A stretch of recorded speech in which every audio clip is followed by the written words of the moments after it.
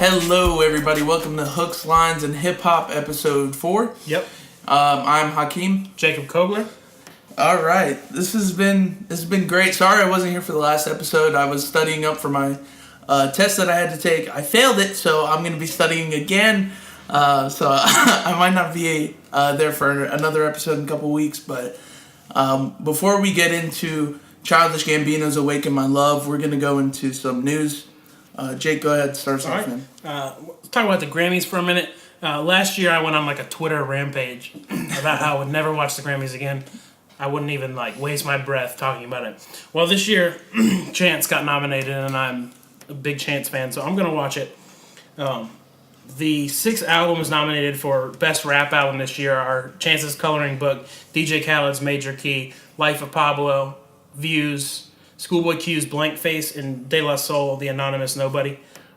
Just 6 pretty good albums. Yeah.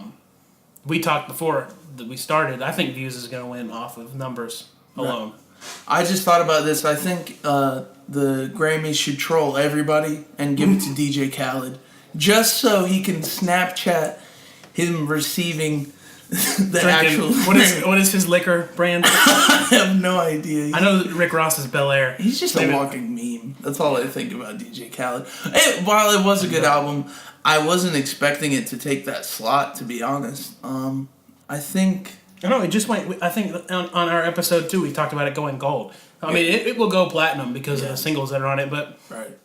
It's only gold right now. I don't think it's went platinum yet. I could be wrong about that. Is For Free not platinum yet? Because I feel like that thing should be platinum with Drake. De La Soul getting it is pretty surprising. Yes. It's pretty underground, not real mainstream. Yeah, that I'm gonna go back and listen to that album actually, because I was telling Jake it came out so early in the year that I really don't remember it that well. And I was not a huge fan of Blank Face, which it came out really close to Coloring Book, and I was a big fan of Coloring Book and listened the hell out of that. Were you, Jake? Yeah, I could probably write that album on a piece of paper for you, word for word. So I didn't overlook it. I did listen to it, but I just wasn't a fan of it. So I'll give the Grammys a chance this year, and we'll see how it goes. And then we also had Album of the Year nominations. Do you have those pulled up? Because I can name like 3 off the top of my head. I know Adele's was nominated, Views was nominated. Right. And Justin Bieber's Purpose was nominated. Right. Which again, and Lemonade. And Lemonade, yeah. That's really tough. I would say the top 3 runners are Lemonade, Views, and Purpose. Yeah, I think it's definitely hard to speak about this completely objectively because we are HLH and one of the words is hip hop, so we're going to be paying more so attention to the hip hop albums. While Justin Bieber and Beyonce aren't hip hop, they're definitely more. They've messed with more people in that realm than say Adele, for example. Yeah. I really think Adele might take Album of the Year. Hello was huge. Yeah, Hello was huge. But I heard a lot of people talking on Twitter saying that Adele and Drake's albums were kind of underwhelming overall. Yeah, I mean, with Adele, I mean, she's kind of relied on big singles. Is in my experience. Not an Adele fan. I listened to 21. That was the one with Rolling in the Deep, and that one had the most hits on it. Yeah, it did. So I haven't listened to her whole album, so it may be good. Yeah. But I just know she, in my opinion, relies off of singles. Yeah. How do you feel about Drake being nominated? Because I know you weren't a huge fan of Views. I wasn't a huge fan of Views, and I'm going to talk about this more when we do our top 10 albums, but you can't overlook Views' success. We were talking before we started. It has over 1 billion on-demand stream requests. So that means on Apple Music, Tidal, Spotify, it's had over 1 billion plays. Whereas that doesn't account for the numbers that Pandora and iHeartRadio brought in because those aren't on demand, it's random and shuffled. And it's 4 times platinum, 2nd album sales of the year, 2nd to Adele. Yeah. So you can't overlook the numbers. That's crazy. I really hope Drake wins something and just wipes this curse of The Weeknd off of him because he hasn't won a Grammy since. No, we mentioned that on the Weeknd episode. Yeah. Please go check that out if you haven't. But yeah, he hasn't won a Grammy since then, and for him to get nominated this year is pretty big. And personally, I think the thing that makes Views so great and will definitely be on my top 10. We're not going to talk about this too much longer, but Views will definitely be on my top 10, is the production. I think 40 did insanely well on production for that album. Sampling is huge for that album yes. too. I'm looking at an article here. It says Travis Scott says he's so hurt about his Grammy snub. I don't think they snubbed him. Birds wasn't that good. If he'd have waited and pushed Rodeo back, Rodeo would have been nominated. Rodeo should... Oh, man. Rodeo and Days Before Rodeo are definitely in my all-time favorite hip-hop albums. And that list is massive, so don't take that as like a snipe at anyone. But I love those two albums. Days Before Rodeo is an album, even though he didn't label it that. So we're going to give the Grammys another chance this year. At least I will. I'll try not to be too critical. Yeah, I'm excited. I was pissed last year because they gave Album of the Year to Taylor Swift and not Kendrick. But, I mean, he won a bunch of other stuff, like you said, before we started. Yeah. So... Yeah. I'm really excited for it. I'm definitely going to watch it. They got a second chance. Yeah, for sure. All right. This is kind of close to home for us. Kodak Black is banned from South Carolina. The Finesse Kid is banned from South Carolina. Says WIFF4. That's actually a news channel that's on our network channels here. Yeah. A source from them said that he's banned from South Carolina except for court appearances. And if he is convicted of the sexual assault he's being tried for, he could serve up to 30 years in prison. And just based off our living here, South Carolina's pretty serious about their prison sentences. Does that number make you cringe a little bit? A little. About that? 30 years? He would be like 49, almost 50 years old by the time he got out of prison. Jay-Z will be dead. Oh my God. Jay-Z, Hove would be dead. Kanye will be in a wheelchair, still trying to rap. You would still be listening to. I would. I may have hearing aids in, but I'll still be listening. Justice for Kodak. I'm not going to say free Kodak, because if he did it, then that's terrible. Yes. But justice for Kodak, and I think I might change my sleeper to a Kodak song just to honor that. Like, well, and part of it, so I feel bad for him because I don't listen to a lot of his music. I'm not very familiar with him. But part of this, if he gets convicted, I could see blaming the culture that he's been brought up in the rap culture, kind of towards that. I mean, the content of his music, from what I've heard, is kind of... That boy does so many drugs. He talks about putting Molly in his lean. I don't necessarily want to blame the culture, because I think that's his lifestyle, because he was like that before rap, because he also had another issue with him when he was in Florida, and I think he was actually doing a drug deal in broad daylight. Like, he's a big enough star to where you can have one of your boys go pick up your drugs for you. You need to have somebody handling your Molly, your lean, and your weed. Even if it's 3 different guys. Like, it's just crazy. I think he reminds me of almost like a DMX in a way, where he's just too real for the culture. Yeah. Like, he's so hood. Like, anyway, justice for Kodak. So, some more news. This beef triangle, that is Shia LaBeouf, Peter Rosenberg, which I don't think that one is as serious as Soulja Boy Quavo. I think they're actually mad at each other. I know Rosenberg had a little freestyle. It was funny. It was funny. It was not good. No. I mean, what he was saying was good, but just no flow and delivery. But he said that he respects Shia LaBeouf because he's a hip-hop head. So I think that's cool. But it was very funny to see them going back and forth at each other. Right. Soulja Boy's just wilding on Twitter right now. You know what? I think we're all to blame for Soulja Boy continuously wilding, because at first he kind of stopped after the whole Lil Yachty episode, because he apologized to DJ Academics, who's another media personality in hip hop. He apologized to DJ Academics, to Lil Yachty, saying he's gonna calm down, he's gonna focus on SODMG, he's just gonna make music, and then he comes out with the I can't even take it seriously. He comes out with the diss to Quavo, and then he put out like 10 minutes worth of videos calling Quavo, saying, "Pick up the phone, Quavo," which I thought was hilarious. No, Shia LaBeouf eviscerated him. Said, "You got the swag of a vacuum cleaner, you suck." Said, what'd he say? Something about how he's putting his freestyles out to the masses. Killing that boy who's still writing on his sunglasses or something. Talking about the Crank That video. Pretty funny. Some more news. It's not really news. I'm sure everybody's heard the JCole singles. And everybody's talking about, oh, he's dissing Kanye. I don't think it's a diss. I think he's kind of doing the same thing Kendrick did with Control. It's a wake-up call. he's not. I mean, we don't have beef anymore where other rappers are killing other rappers because they dissed them in a song. I think now the rap game's so friendly, and he's trying to remind him, like, hey, this is a competition. We're here to make money. And he's calling out those that are just kind of stagnant and not doing much. Hip hop and R&B are kind of reminding me of the WWE, where it seems like everybody has a storyline, everybody sticks to a role. Did you hear? This also happened. Party Next Door and Jeremiah also beefed. Jeremiah was dissing Party Next Door on stage which he is opening for Party Next Door on the Summer's Over tour.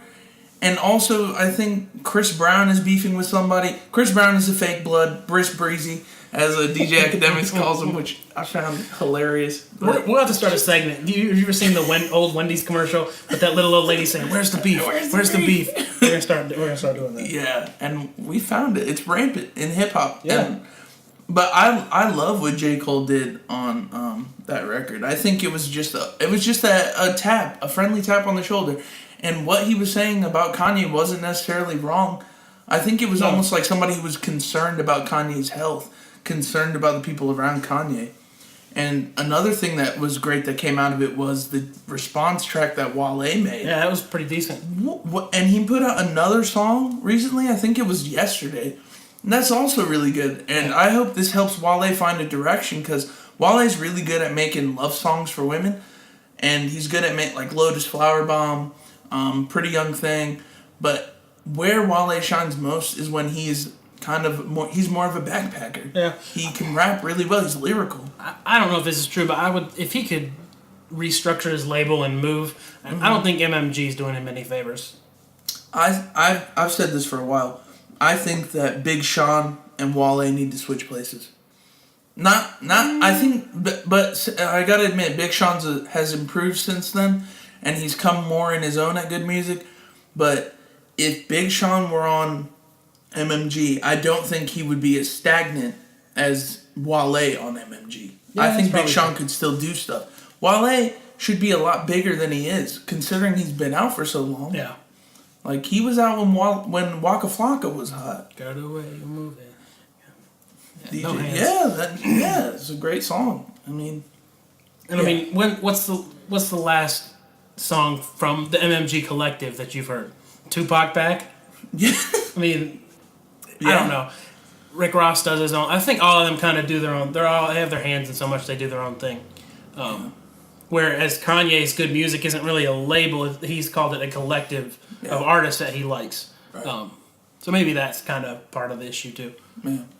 Yeah. I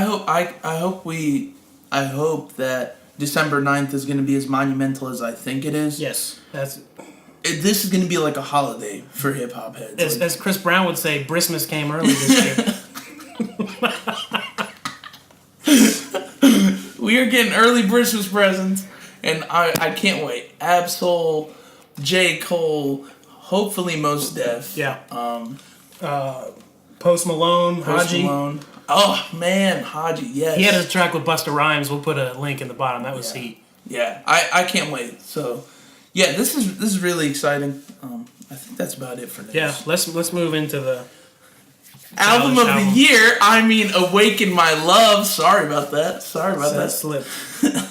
We'll have difference in opinion on this one, so this should be entertaining. Most definitely.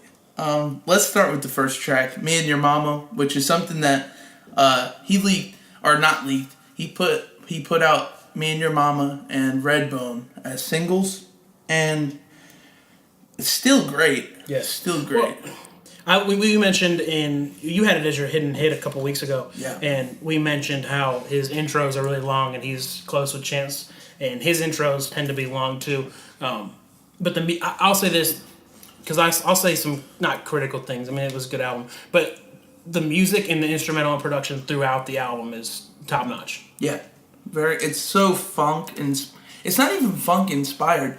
I would call this a funk album. Like, what he's doing with his vocals, that straining, all of that is so reminiscent of funk. When I was listening to it, I was thinking I would hate to be the guy at Apple that had to classify this into a genre. I'd have had to call and be like, what do you want this album under?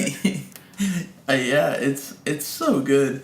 Another highlight track that I think for me, and was Boogeyman. Yes. Boogeyman is so good. And whenever I hear this album, and it might also be the cover art, I automatically think New Orleans in kind of a Mardi Gras. It kind of looks like voodoo-ish. Voodoo-ish, yeah. Not even Mardi Gras, voodoo, you're right. And also, what he's doing with his voice, again, is kind of creepy. If this album had come out in October... My dogs are for sale, by the way. They bark a lot, but they're good most of the time. They're cute dogs. They're lovely. Sorry if you hear them barking in the background. But I think had this album come out in like October, I could definitely see putting this on like a Halloween playlist. Yeah. I kept thinking that. I was like, if this album came out in October, it would be a little more fitting than a December release. Yeah. But nonetheless, it's beautiful music to me. Man, everybody is blowing up Jake's I don't know, my phone's rang like 6 times. I've been like sending people messages. Trap phone, ring. Ring, ring, ring. What? All right, what other... So I like Zombies. Zombies is a pretty cool track. Zombies was cool, and I was telling you this, it's a reminder...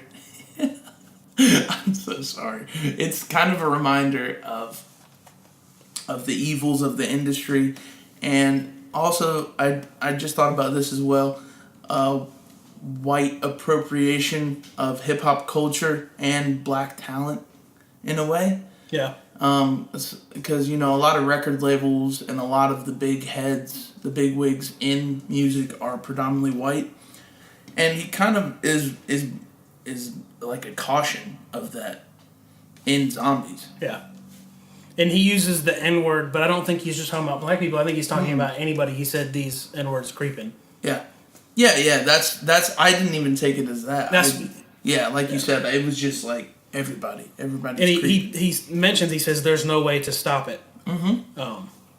Yeah. So I think he kind of understands, like, there's a lot that has to be done to fix it, but it's kind of inevitable that it won't be fixed. Yeah.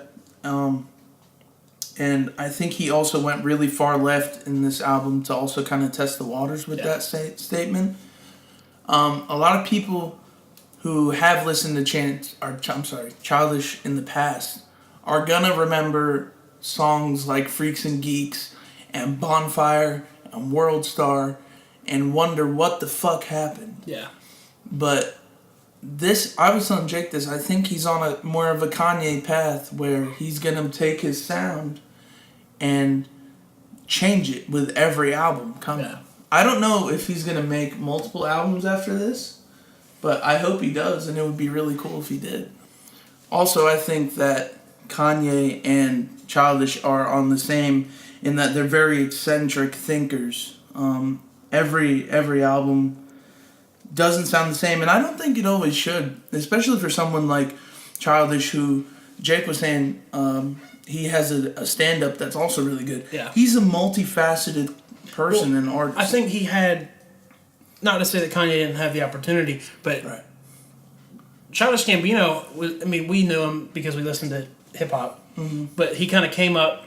Most people didn't know him. If you would have showed a picture of Donald Glover, they'd have said, oh, that's the dude from Community. Yeah. They wouldn't have said, oh, that's the guy that wrote Camp. They wouldn't have known. Oh, so that's a great album if you guys haven't listened to that. So he had his hands in different media outlets already between his stand-up comedy, his acting, which... Have you seen The Lazarus Effect? Is that the horror movie? Yeah. It's so stereotypical because he's like the one black guy and he dies. Is he the first death? Yes, he's the first death, and he's like the one black guy in the horror movie. That was an homage to the stereotypes of other movies. If you're black or you have sex, you die first. Mm-hmm. And then if you're black and you have sex, you probably died during sex. Anyway, so I think he had a better opportunity to kind of branch out and be creative. When Kanye tries to change something drastically, they're like, oh, like with his clothing, I know he said everybody was criticizing him for it, and it's kind of hard because everybody knows him. Oh, you're the rapper. Just stay in your box and do rap. I think the thing with Kanye also that you have to remember is he has this victim complex about himself, where he kind of, and and I think a lot of great people do this, but he paints himself as a very big person. Like, he compares himself to Walt Disney and Steve Jobs. Yes, because he says it every freaking interview that he's in. I'm Walt Disney, I'm Steve Jobs, I'm a genius. I can see the relation to Walt Disney because he was kind of racist, viewed as a racist in his time. His ideas were kind of outlandish, but Steve Jobs is kind of a large stretch, in my opinion. And let's not forget, while Yeezus is my favorite Kanye album, which is gonna make every other Kanye fan want to slit my throat, but I love Yeezus and I stand by it 100%. He takes a lot of social rights imagery and sayings and turns it into some commercial twist about it, like put my fist in, or like a civil rights sign, or he's got my by any means on, talking about black jeans. Like, he kind of just takes social imagery and just twists it to something commercial and contrived, but it doesn't take away from the greatness of that album, and I still really like it. And I can't think of any time I've turned the TV on and seen Donald portrayed in a bad light, which we've all seen an article or anything about Kanye in a negative light. Yeah. So that's probably part of it too. Yeah, definitely. But again, I think some people don't need to stick to one sound, and this is... I can respect progression even though I didn't like the album completely. Right. And again, I was listening to The Needle Drop, who's Anthony Fantano, who's a huge music reviewer online, and I'm a huge fan of his. He actually shit on a lot of Gambino's previous releases, especially Camp, which he kind of just felt was kind of corny and stuff, but he actually liked this one the most out of the previous projects. And while I think it could turn off people who were a fan of his previous work, I think you have to understand that he's doing a lot with his voice, and I was surprised how well Gambino can actually sing on this project. Like, he does a lot of singing, and it doesn't sound bad. And it's stress singing. It's not like what we heard on because of the internet. That was kind of more like, I don't know, more heavenly and smooth. Right. This is like harsh, almost kind of like rock vocals. Yeah.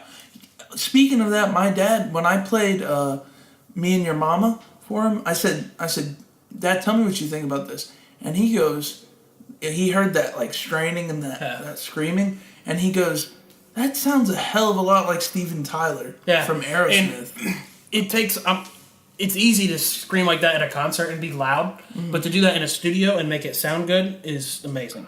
Yeah, I'm interested to see how this is going to translate into live shows, because I know has he done some shows already with we were talking before we started how we hope that more artists use that Pharos app where you can like watch the 3D view of the show. So I know he did a small performance. He made that app though. Did you know that's his? I didn't know that. Yeah, he did. For his it was a concert that he was doing at Jeremy Tree. Yeah. So I know that he's done some performances, but I don't know if he's done anything beyond that. Yeah. Which I'm sure that one, I mean, he was in this crazy outfit. I'm sure that one was well rehearsed. Yeah. So I don't know if he's planning on going on tour with this, which he hasn't really been one to tour because of all the stuff he's involved in. Right. Also, another thing you guys should check out by him is Atlanta.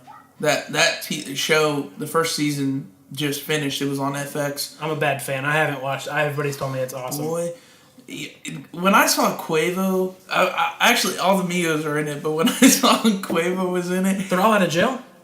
Yes, dude. I didn't know that. Offset is free. Okay. But when I saw him in it, it was so cool that he took like Atlanta rappers and put them in the show Atlanta about his cousin who was trying to come up in the rap game. And Gambino's kind of broke, and his friend points it out to him and says, "Hey, do you know this new artist?" I forgot the name of his cousin. And then he kind of decides he wants to help him, manage him, kind of out of desperation, but also, I guess, wanting to see his cousin succeed. Right. I honestly I didn't get to finish the whole season because I don't have that channel. I'm on Netflix and Hulu, though, and I'm hoping it's going to come out on one of those soon. It probably will. FX carries a lot of stuff on. I know they did American Horror Story, which that's why I haven't watched Atlanta. Okay. I'm still watching that. Yeah. The first episode's on YouTube, though, if you guys want to check it out. It's called Atlanta. We'll put a link at the bottom to that so you guys can get to it quickly. Dope. Thank you, Jake, for all the links. You are the plug. Hopefully no cops show up at my door now. Going backwards though from Zombies, I wanted to talk about the track Boogeyman. We were also saying that this album is a little bit like Common's album that we had just reviewed, in the way that he's putting out a socially conscious message. However, there's more use of just similes and metaphors for social issues in Gambino's album, as opposed to Common's, where he was a lot more straightforward with his message. Female empowerment, black empowerment. But on the song Boogeyman, he says, in the refrain, he says, "With a gun in your hand, I'm the boogeyman, I'm going to come and get you." And it's talking a lot about the fear that people may see when they see a black man coming towards them, And I think it works both ways. I mean, with police injustices in the news and just gun violence in the news, I think it works both ways. And he kind of was able to take a stand on both without really having to take a stand, which protects him from saying, oh, Childish is radical this way, or he's too far to the right, he's too far to the left. I think it was a good position for him, for himself, to take the stand that he did. And also, he chose to do this on an album that is a lot more funk-inspired, more sing-songy, and not hip-hop. Like, if you go back, you look at albums like Kendrick Lamar's To Pimp a Butterfly, that is an extremely politically charged album. And it's a bit controversial, like the Black Lives Matter movement used the song All Right in their protests. Yeah. You can't really do that with any of the songs on here. No. But the message he's trying to portray is similar to some of those messages.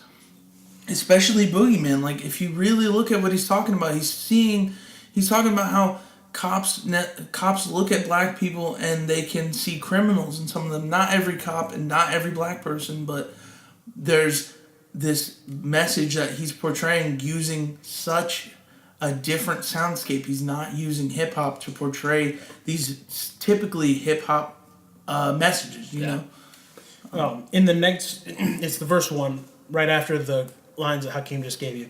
It says, "If you point a gun at my rising sun, though we're not the one, but in the bounds of your mind, we have done the crime." And he's talking about how the system is made to be innocent until proven guilty. Me and Hakeem were talking before we started about how on Childish's other projects he's been kind of punchline rap. He has clever, well-written lines. And obviously this project didn't have any of that as far as making a joke. It's still clever and intellectual, but it's about a meaningful topic. Yeah. For instance, the first line, it says, "If you point a gun at my rising sun," and it's spelled S-U-N, but he's obviously talking about his people, his family, his friends. Yeah. So it's cool that he didn't get away from that. I know a lot of people were disappointed because of the sound change. Yeah. But he still writes with as much intellect as he did before. Yeah. And I think a little even more so than before, because if you look, and not saying that his other albums weren't intellectual, I just think he's got more to say in this album, and I think that's why I love it so much. Is if you go back, because the internet, he's portraying a character, this bratty rich kid, which by the way he said was inspired by Jaden Smith, and knowing Jaden Smith's ego, he took that as a compliment. Probably. But if you really think about what kind of person he was in that album, he was a bit douchey. Yeah. Very cocky, and he was just living that like rich lifestyle. Like, the funniest part is when he's in my Fisker vroom vroom. Yeah. Oh, and then he goes, "Fiskers don't make noise when they start up." Yeah. Just so you know, which I love that. But yeah, this is the first time where it's personal and politically charged. And when you're talking about how the culture and how the culture affects the sound, he really hasn't been in the hip-hop culture recently. He's been working on Atlanta, which takes a ton of time to write and produce a show. Definitely. So he's not hanging out with rappers. He's hanging out with video producers, sound producers, scoping out places in Atlanta to film these sets.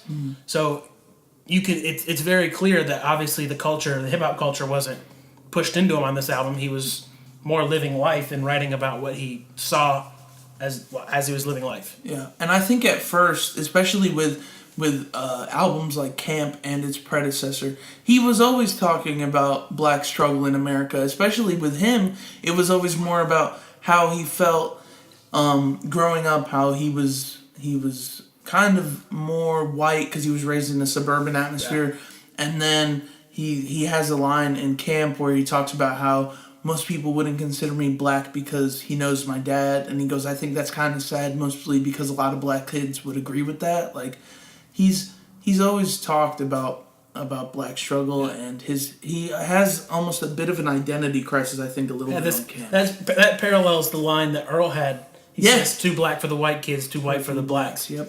And he's very open about the way people portray or think he is because of where he was raised. He's mentioned it in his stand-up. I know he has jokes about that in his stand-up. Hilarious stand-up, too. Yeah. So I think that him being honest and not trying to suppress that has done well for him. Mm-hmm. Definitely successful. I know a lot of people will try to hide it and act like they came from somewhere that was violent because that's the hip-hop culture. That's what people generally like to hear. Speaking of that, 21 Savage, he did an interview. You can understand him? Jake has his head down the entire time as soon as I said 21 Savage's name. He did an interview with Vlad TV where he said he got shot in the neck, and then he goes on Breakfast Club and Charlamagne brings it up. He goes, "Yo, I heard you got he said you became a savage when you got shot." And then he goes, "Oh, nah, that was just someone misconstruing my words, tabloids." But and Charlamagne didn't go into it any further, but he did say that himself on a Vlad TV interview. Yeah. So what's real? And exactly. And he talks about all the people that he knows that have died and all the people he's killed, and it might not even be true. Like you have a few people in that trap genre who admit that they're not really about that life, like Future. Yeah, Future's said it a ton of about times. Yeah, and he still makes great music, and I think he's still one of the fathers of modern trap because Gucci Mane is automatically and he's real. God. What he talks about happened. Yes. I'm glad Guwap is free because he put out an album this year. He's gonna put out 3, but he put out an album this year. Everybody's watching. Which is great if you guys haven't checked that out. But yeah, authenticity is key with Gambino. Yeah, coming back, and I love that about him. And this album is honest, and I think it's authentic, and I think he's talking about struggles in modern day America in a way that is soul inspired and funk and great. And I think the TV show makes him more relatable as a person. Mm-hmm. I know me and Jalen were talking the other day at work about some of the rappers we would like to meet in person, and we talked about Childish Gambino was one, Chance was one, JCole and Kendrick, because they're kind of down to earth. They seem like when you see them on TV and you see them in the news, they seem like real people. They don't seem like these extravagant characters that you would be intimidated by. Mm-hmm. I mean, Chance has his charity he does in Chicago. JCole hides from the media. Yeah, he doesn't like the way that he's seen other stars portrayed. Kendrick's kind of more in the media, but he also is kind of a recluse to himself. Yeah, it's more. He more does like album promo. Yeah, in the way that the way you hear them rap, they're talking about real life problems, not problems that they won't buy. I gotta pick my own cotton for these clothes. Like Kanye, he's talking about real problems that we can relate with. So I think that makes the TV show definitely makes him more relatable. What also kind of makes me sad about those people that aren't in the limelight as much as say Kanye is I think. Sometimes when Kanye goes on these rants, sometimes he's saying something very prudent and it matters. And I love hearing Kanye wild out because sometimes you can pull gems from those rants. However, I would like to hear JCole and Kendrick speak out just as much as a Kanye. And even Gambino. Gambino, you're saying so much. But this sound might turn off some people. Yeah. And that's what kind of makes me sad also is I love this album. It will definitely be in my top 5. We are again going to do a whole podcast about that. But this will be in my top 5. I have not stopped playing it for almost 2 weeks now, and I will not stop playing it until tomorrow, December 9th. God bless. I'll be up at midnight tonight. Yeah. I probably won't go to sleep till like 3. Yeah, it's going to be crazy. But yeah, like we were talking about before we started today, I think the moderate fans, like the fans that were a fan of Bonfire and a fan of 3005 and World Star, they have heard Childish like, yeah, he's pretty good. I like his music. They're gonna say, oh, he had a new album. Let me listen to it, and they're gonna hear it, and it's gonna turn them off immediately. I mentioned before to Hakeem that I think it would have been cool to see him put this kind of sound out earlier and kind of test the waters. Like Kid Cudi put out his rock album. And I appreciate it because I do like progression. But it was not good. No. It wasn't good. That's the difference. Yeah. This was good. Yes. And not only that, regardless, whether people who hate it or they don't, there is a way to defend this album. And you could definitely be more justified in defending this album than you could Speeding Bullet to Heaven. Yes. Speeding Bullet to Heaven has about 2 good songs in it. And the fact that he had the audacity to have Beavis and Butthead interludes is disgusting and despicable to me. Because... You don't like Beavis and Butthead? Fuck Beavis and Butthead. Why are they on a freaking Kid Cudi album? I could see a Kid Rock album. Kid Cudi. Not only that, Kid Cudi has Man on the Moon Part 2 is another one Essential in my hip-hop. all-time... Yes, is in my all-time albums. And if you look at Travis Scott works with Kid Cudi because he's pulled a lot from Kid Cudi. Go back to Man on the Moon Part 2 and listen to even more so Birds in the Trap because it's definitely got a darker tone to it. Those albums, he's pulling off a lot from Kid Cudi, and I swear to you, if he didn't end up working with Kid Cudi would have every right to shit on Travis because he took a lot from his sound. But I'm very happy to see that they messed with each other.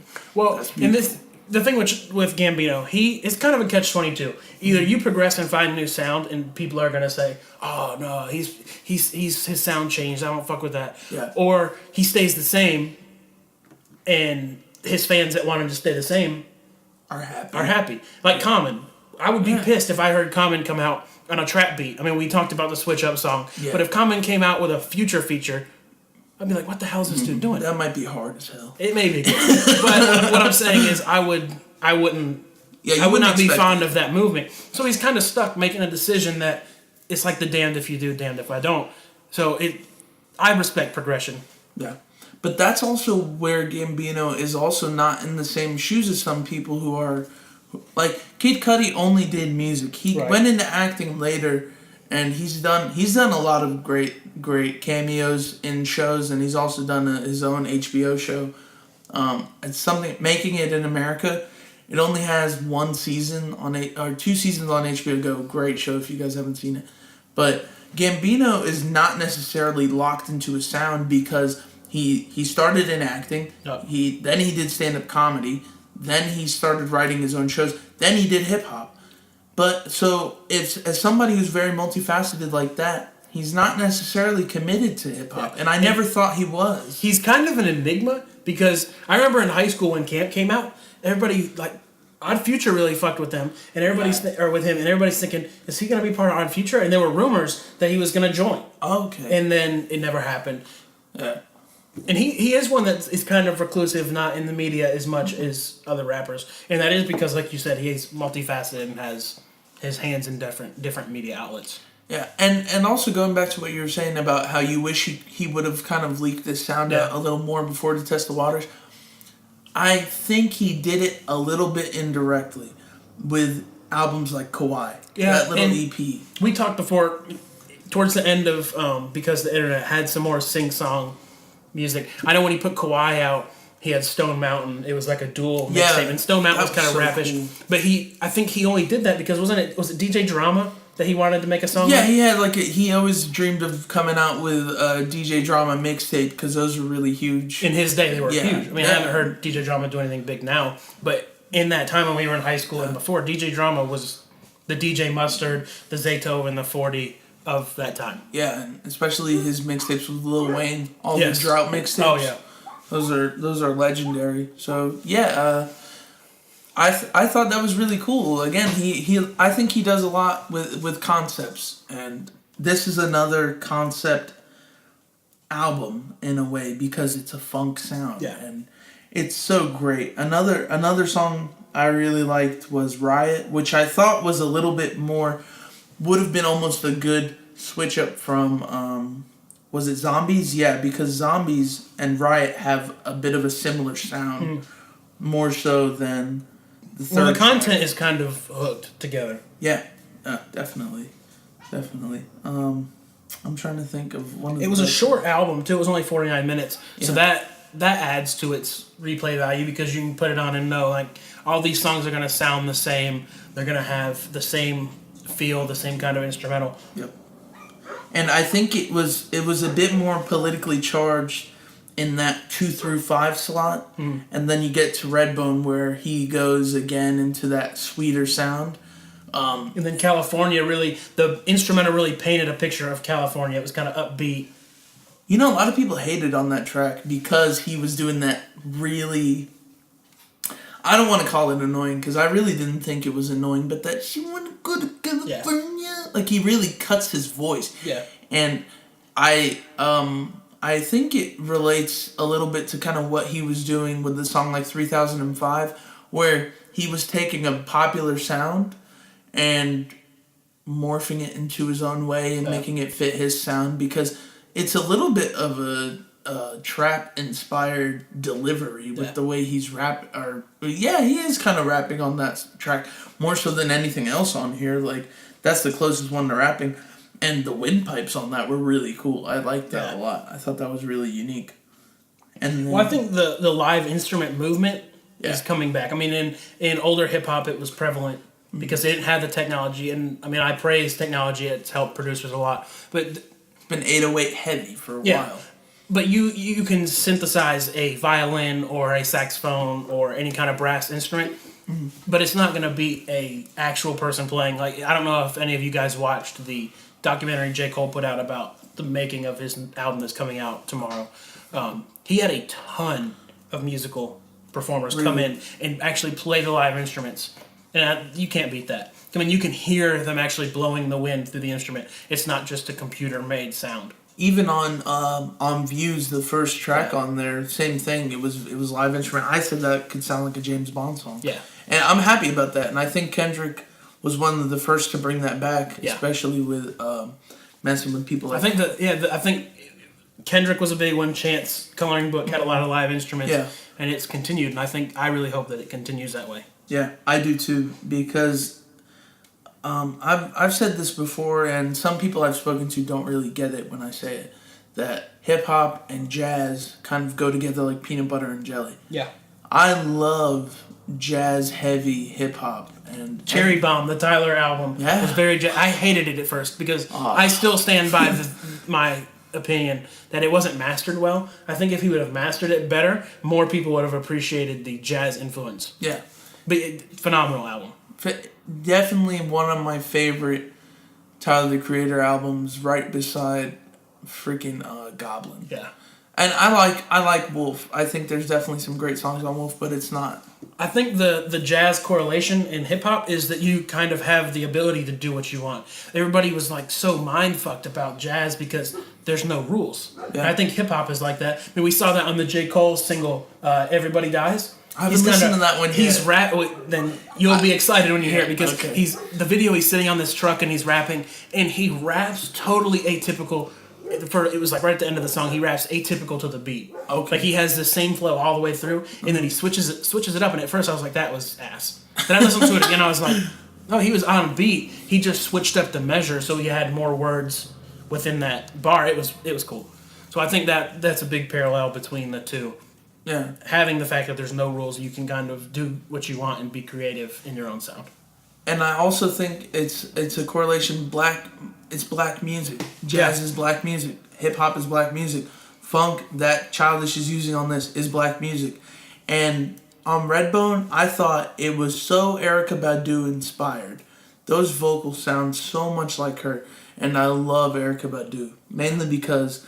Could you imagine like Erykah Badu, Childish, Jill Scott, Lauryn Hill? Oh my God, that would be incredible. That would be fantastic. A great concert, man. Can you imagine? I would drop serious money for that. That would be incredible. This is again. I keep saying this. It's one of my favorite albums this year, and even the back end of the album, it gets better to me. It's not as politically charged. I think it's more personal. Like, he has the song Baby Boy where he's talking to his son. And then The Night Me and Your Mama Met, I was expecting a little bit more from that one. I thought it was going to be a bit of a... I thought it was going to tie into Me and Your Mama. Yeah, it was going to be like a little bridge to it. But it wasn't that. It was just kind of an instrumental interlude. And that's kind of like a take it or leave it kind of thing. Yeah. But nonetheless, I enjoyed it. So, do you want to guess what I'm going to rate the album, and then I'll guess what you're going to rate the album? Okay. I'm going to say, are we doing out of 10? Out of 10.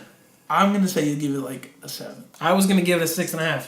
Okay. But that's just because of the difference in sound. I like the album. Yeah. But I think that he potentially lost fans or lost potential fans because of it. Okay. And I'm going to say a 10 out of 10 for you, the way you've been on it. I would give it a 9. The only track I would take out would be, not even take out, just change a little bit, would be that 10th track, and probably California, because again, the delivery can sound a little bit annoying. Yeah. But yeah, it's definitely something that if you're not necessarily as big, or if you're not as familiar with Childish's original work, give it a listen before you go backwards. Yeah. Because this is definitely a way for people who haven't listened to Childish Gambino, try something new. Yeah. And if you want to go backwards, go back to Kauai. Don't go back too much further than that, or else you're going to be either totally confused or turned off or both. And I don't want that to happen, because this is one of the best albums this year. 9 out of 10 for me. You can say 6.5, 9.5 out of 10 for me. It's got a little 0.5 that I think it could. Well, I didn't want to give it a 6. I didn't want to give it a 7. I was right in between. Yeah, I just didn't want to give it a perfect score. Yeah. So, what's your hidden hit this week? I'm gonna say it was definitely hard choosing one. I wanted to give it to the new Gucci Mane song that he has with Bryson Tiller. What about shouting Mr. 30-year Kodak out? Yeah. No, I my hidden hit this week is gonna go to Garden by Emeli Sandé. She's a pop artist, but J Electronica's in it, and you guys can see on the website the quote I have is from J Electronica, and this song is so good. And there's a music video out for it as well. It's called Garden. Okay. Check it out. We'll put a link to that one as well. Yeah. Mine it's not really a hidden hit by any means. It's kind of 3 projects really. With For Your Eyes coming out tomorrow. This morning at work, I listened to Sideline Story, Born Sinner, 2014 Forest Hills Drive, and then tonight at midnight I'm going to listen to For Your Eyes. Good. The Sideline Story is good. Had Workout on it, which is like his pitfall, because we all know about him talking about how Nas hated it, and Nas was like his biggest idol growing Nas up. down. Yeah. And if you guys have not heard the song Made Nas Proud that Nas did in response to him, it's amazing. Yeah. It'll give you chills just to think like that they met the way they did, and then they responded back to each other the way they did. I told Hakeem when Born Sinner came out, I was like, dude, listen to this dude. And he would not. And he's like, no. He said, it's not. He's like, I will not listen to it. And then 2014 comes out, and he loves it. I think it wasn't even that I wasn't going to listen to him, because if you remember that day, 3 albums came out. And 3 albums. Yeah, and that's when December 9th is the first time I've been this psyched for hip-hop since that day, because I did go out and buy Born Sinner, but the problem was Born Sinner is not my favorite JCole. Oh, it's not mine either. And listen, I think it's like night and day between his old projects and what he's put out since. What I got from it is even Sideline Story in his previous mixtapes, you can tell he's a conscious rapper, but you can tell the tracks he sold out on, like Crooked Smile and Workout, and what was the other one, Power Trip with Miguel. Oh, that is part of his label. Jay-Z wanted something he can make money off of, and then I think he kind of had a change of thought when he saw conscious rap coming to the forefront, and now he said, you know what, you do you and be creative, and we'll put out what you want to put out. But yeah, I like the fact it's almost watching him grow. Jalen is a huge fan of JCole. He can speak to all of his mixtapes. We're probably going to have him on the podcast when we do For Your Eyes, and that'll be a fun one because it's only 10 tracks, so we'll be able to talk about production, lyrics, and our opinion on it. So that'll be a good one. Yeah, I'm excited for that. So yeah, if if you haven't listened to those, go listen to those. Definitely. And me and Jalen mentioned last week that JCole moved his album up. He moved Born Sinner up to compete with Yeezus, and it was kind of successful because I read an article about Best Buy sales. The people that bought Yeezus, a large percentage of them bought Born Sinner like Hakeem did, right. Even if they hadn't heard of him. They said, well, if this guy moved his album up to try to compete with Yeezus, he must be pretty confident in himself. Which I think if he'd have done that with 2014 Forest Hills Drive, I think it would have kind of been groundbreaking because I think it would have competed pretty well with Yeezus. Yeah, I think it would have almost just been like a gut punch to Kanye, though, because not a lot of people liked Yeezus after they heard it. Yeah. Again, that's not a lot of people's favorite album. Like it took me listening back to it. Yeah. I hated it first, and then I listened to it again and appreciated it. So. No, I think I had even called you that week, because Magna Carta came out, too. I liked it better at first. Yeah, you did. And I think you could go back and listen to Magna Carta, and it has some good songs. I won't do that. You won't? Nope. Jesus. It's got... Me and my sister, I remember, that was one album that I could put on in the car, and she also liked. But Frank Ocean's song is the only song that I will go back and listen to. He's got that one with Justin Timberlake, too, that was pretty good. Okay. Oh, God, Jesus Christ. Justin Timberlake is my Lana Del Rey to you. Oh, man. Listen, I don't hate Lana Del Rey. I just don't think she needs to do a weekend interlude ever again in her entire life. Well, definitely tomorrow is going to be historic in hip-hop, really. Yeah. Especially if Mos Def's album lives up to the hype, if J. Cole's lives up to the hype, which Mos Def announced 2 more albums coming after this. One with Manny Fresh, which we talked about, could potentially be really good.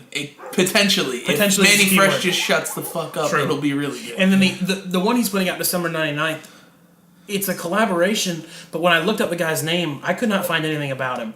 So I don't know if he's a rapper that Mos Def quick heard his sound and scooped up and said, hey, stop, we're going to collaborate, or if he's a producer or just another creative mind. So... that'll be interesting to see tonight. That'll be really cool. Just, Jake, we'll say our hidden hits again. Garden for me by Emeli Sandé. And then Born Sinner by JCole and The Sideline Story by JCole. Okay. And a second one for me, for you guys to check out, would be Drugs by Ab-Soul. Yes. That's coming on his new album. It's also got a music video to it. I'm giving you guys visuals to look at too, alright?